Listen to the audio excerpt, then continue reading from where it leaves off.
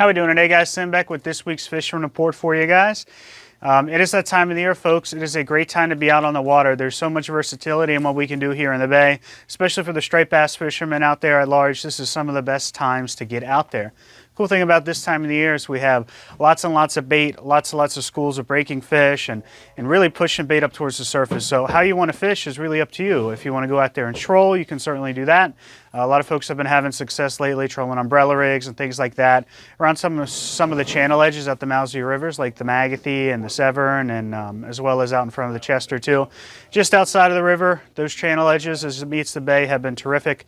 Lots of schooling bait there, rockfish pushing them up to the surface. So if you want to put away the big rods and cast some of the smaller stuff, your jigging stuff, you can certainly have a good time doing that as well. It is a perfect time of the year for you folks who don't want to leave the river because we have all sorts of fish up in shallow in the mornings and evenings, whether you want to target those with topwater lures or fishing subsurface profiles, smaller paddle tails, things like that. You can certainly have a good time doing it that way as well.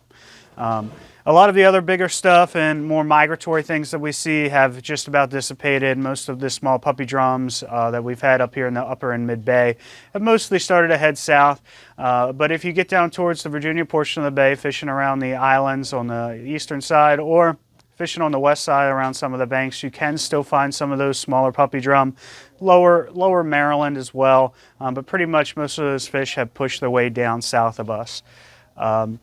White perch fishing has slowed down from what you've typically seen during the summer months. However, that doesn't mean that they aren't readily available. You're just going to have to get off the banks a little bit and start looking for some of that deeper bottom that you could throw Chesapeake sabikis and bottom bouncing jigs like stink silvers, and we have some great ones from Tsunami as well. A lot of terrific options for that, but you're not going to be seeing them nearly as well up in the shallows or on the docks and pilings. They're going to be on harder bottom out in the middle of the rivers or out on the main side of the bay. So start looking for those fish to push even deeper as we have some cooler days. I know it's kind of counterintuitive because today's 80 degrees out there. It doesn't seem like fall, but the fish think it's fall. So a lot of your typical fall patterns are going to be in place.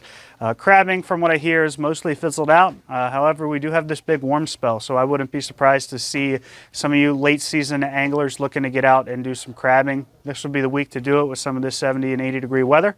Running your trot lines, make sure you're going pretty deep, 10 to 14, even 15 feet of water is going to be producing a lot better than what you would do in the summer months in the 6 to 7 foot range.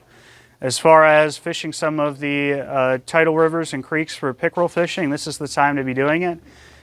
Casting small paddle tails, subsurface jerk baits, things like that are really great along the shorelines up in all the tidal creeks around here, the Magothy, the Severn. Of course, there's some great opportunities on the eastern shore as well, the upper Chester, things like that. As well as the mill ponds. There's tons and tons of small mill lakes all across the eastern shore from north to south that you can fish. Unicorn, Y Mills, Johnson's, Leonard's, there's all sorts of these smaller lakes that you guys can go out and have a great day fishing. If you want to fish for pickerel, you certainly can, but this time of year is a terrific time to bass fish. They're feeding up for the wintertime. They're moving around a lot. You can use a lot of reaction baits, things that move quickly, like your lipless crankbaits, your spinner baits, your chatterbaits, things that are really fun to fish because all you got to do is cast and wind, and you can catch some really big bites this time of the year in the bass fishing world. So that just about finishes it up. We look forward to seeing you guys, and good luck on the water.